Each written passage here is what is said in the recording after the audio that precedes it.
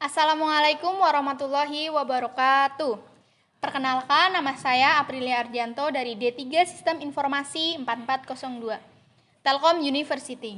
Di sini saya akan mereview kuliah industri yang dilaksanakan pada Senin 7 Desember kemarin dengan judul Akuntansi dan Penggunaan Software Akuntansi di Industri. Dan narasumbernya adalah Dr. Surya M. Dominik Pardede, CA, CPA. Di sini beliau menjelaskan tentang struktur organisasi keuangan Telkom Indonesia, menjelaskan sumber pendapatan Telkom Indonesia, menjelaskan aktivitas Telkom Indonesia dari sisi billing, platform, dan teknologi. Dan yang akan saya bahas di review kali ini yaitu tentang Telkom Indonesia Revenue atau sumber pendapatan Telkom Indonesia. Sumber pendapatan Telkom Indonesia itu antara lain berasal dari 3 sumber. Yang pertama itu POTS, terkait memperoleh pendapatan dari telepon rumah dan internet seperti IndiHome. Nah, DCS ini merupakan kepanjangan dari Division Customer Services, di mana memberikan layanan dalam bentuk IndiHome. Nah, yang kedua adalah DVS atau Division Wholesale Services, sumber pendapatan dari interkoneksi, transponder, dan sirkuit layanan, yang pelanggannya adalah OLO atau Other License Operator dan Provider. Nah, yang ketiga adalah Enterprise dan Business. Nah, itu dibagi sesuai dengan jenis customernya, yaitu ada DES atau Division of Enterprise Services dan DGS atau Division of Government Services dan DBS atau Division of Business Services. Nah, DIS itu sendiri merupakan perusahaan umum atau seperti perusahaan swasta. DGS itu adalah perusahaan pemerintah dan DBS itu seperti UMKM. Nah, yang kedua, Dr. Surya juga menjelaskan tentang Telkom Generic Revenue Value Kind atau untuk software-software yang digunakan setiap aktivitas Telkom Indonesia dari sisi billing, platform, dan teknologi yang digunakan. Dan yang pertama, mulai dari order dari pelanggan, kemudian mengaktifasi layanan ke pelanggan. Nah, aplikasi yang digunakan adalah CRM atau Customer Relationship Management, dan platformnya adalah NCX atau New Customer Experience, dan teknologinya adalah Oracle yang biasa disebut Siebel. Setelah menerima order dari pelanggan, kemudian kita melakukan penagihan ke pelanggan yaitu dengan aplikasi billing atau Customer Billing Management, dan platformnya adalah TIPS atau Telkom Integrated Billing System, dan teknologinya adalah IRBM atau Rating dan Billing Management Network. Nah, kemudian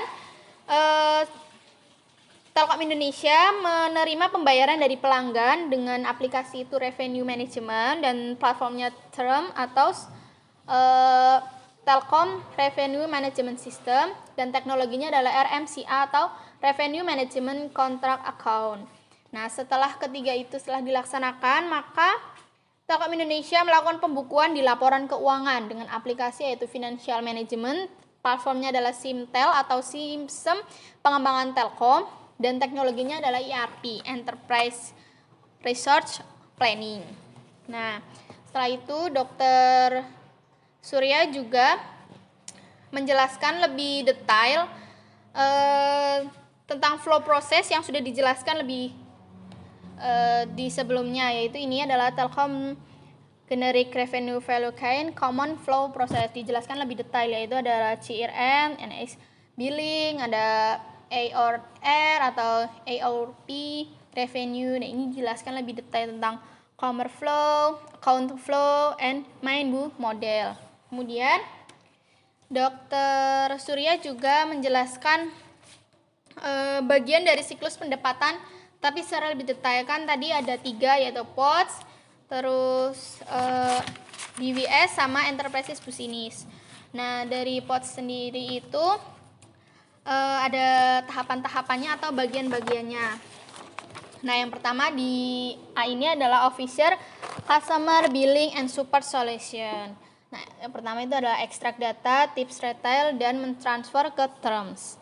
Identifikasi mapping ID, revenue ke GL account yang direkap secara bulanan. Terus melakukan posting data ke terms. Dan menginformasikan kesiapan posting dari terms ke GLSAP. Kemudian membuat report klasifikasi pendapatan retail dan mengirimkannya ke unit financial reporting. Nah, kemudian yang B, Officer Payment Interface Operation. Yang pertama, transfer posting data ke GLSAP. Kemudian memastikan kelengkapan transfer posting secara periodik. Nah, yang C adalah ini, Officer Customer Billing Operation. Itu menyiapkan summary data billing per OTC ID dan mengirimkannya ke unit General Accounting Operation. Yang D, Officer Accounting Operation ke GAO.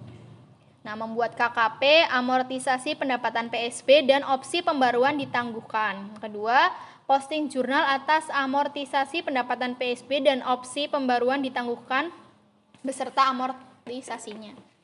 Kemudian ada non-POTS, kalau yang tadi POTS sekarang non-POTS itu berikut adalah gambarannya dan dijelaskan pada slide berikutnya. Yang pertama ada A, itu adalah Officer Enterprise Sales. Di sini dia menyiapkan daftar usulan akru yang berstatus billing approval started dan menyiapkan dokumen kelengkapan akru beserta dokumen pendukungnya. Dan yang B ini adalah Officer Fraud and Revenue Assurance. Dia itu mengevaluasi dan memverifikasi daftar akru dan dokumen pendukung, membuat draft daftar akru yang disetujui, membuat nota dinas pengajuan akru dan reverse accrual. Dan yang C, dia adalah Officer Enterprise Besinning Billing Data Management SSOF. Ya, dia itu mereview hasil evaluasi akru dan berorganisasi dengan Revas dan membuat BA kesepakatan akru dan Revas. Dan yang D, Officer Enterprise dan Business Billing Operation. Dia mengekstrak data dari tips serta melakukan transfer dan validasi data ke terms. Kemudian di running T-code untuk melihat deviasi hasil ekstrak tips dan terms. Melakukan posting ke terms dan mengidentifikasi mapping ID revenue ke GL account yang direkap secara bulanan, menginformasikan kesiapan posting dari terms ke GLSAP, menyiapkan data list order billing complete untuk review kontrak. Kemudian yang E, bawahnya, itu ada Officer Payment Interface Operation, yaitu running test dan deferred revenue, transfer posting ke data GLSAP, memastikan kelengkapan transfer posting secara periodik. Kemudian yang F di sini Officer Account Receivable Management. Dia melakukan assessment law CR kepada KKP law CR yang telah disusun, membuat memo jurnal penyesuaian sesuai hasil KKP law CR dan menyerahkan ke unit FCBP 02 untuk diposting ke SHP. Kemudian yang G, balik lagi, itu ada Officer Accounting Assessment FCBP 02. Dia menyiapkan populasi review kontrak, melakukan assessment review kontrak, menghitung nilai pendapatan berdasarkan hasil assessment, membandingkan data TB dengan hasil perhitungan, menyiapkan memo jurnal dan penyesuaian. Dan yang terakhir, yang H, dia di sini itu adalah Officer RA Customer dan Enterprise Service. Dia membuat KKP koreksi pendapatan dan menghitung nilai koreksinya, menyiapkan memo jurnal sesuai hasil KKP koreksi pendapatan. Dan kemudian Dr. Surya juga menjelaskan lebih detail tentang ITSL. ITSL itu interkoneksi transporter secret layanan. Nah, itu dijelaskan lebih detailnya. Ini gambarannya dan ini penjelasannya. Di A sendiri adalah Officer Manage dan Network Service Billing, menerima data akru dan dokumen pendukung akru dari AM DWS, menarik dari data activation order di NCX yang berstatus BASO in progress, melakukan perhitungan data aktualisasi dan jurnal balik. Setiap bulan mengirimkan data detail billing ke FCBP 3. Dan yang B adalah Officer Verification and Statement DWS.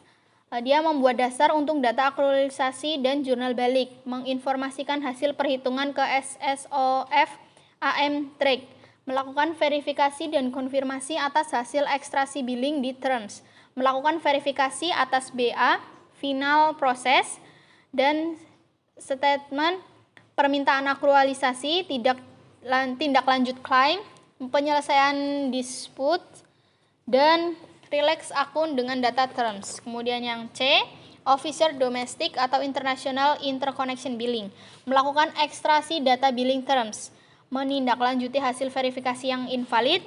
Kemudian yang D, officer wholesale transaction recording, melakukan konfirmasi atas data terms, menerima data aktualisasi dari unit verification dan statement, melakukan upload data aktualisasi running test dengan membandingkan dengan data dari unit verification, upload flat file data, dan posting data di terms. Kemudian yang E, itu adalah officer payment interface operation, transfer posting data ke GLSAP dan memastikan kelengkapan secara periodik. Kemudian yang F, itu adalah officer accounting assessment FCBP 03, menerima data detail dan populasi billing, melakukan review status agent atau prinsipal, dan membuat memo jurnal penyesuaian jika status selain prinsipal ke unit General Accounting Operation, menyiapkan populasi review kontrak, melakukan review kontrak, dan membuat memo jurnal penyesuaian. Nah, mungkin hanya itu materi yang bisa saya sampaikan, dan masih banyak lagi materi yang dijelaskan, namun saya akan berfokus kepada sumber pendapatan Telkom Indonesia. Nah, kemudian keterkaitan mata kuliah algoritma pemrograman komputer dengan webinar ini adalah kita bisa mempelajari algoritma penyusunan pendapatan Telkom Indonesia. Di sini kita bisa tahu tahap-tahap atau algoritma dalam menyusun pendapatan di Telkom Indonesia sehingga bisa bermanfaat dan tersusun rapi seperti itu.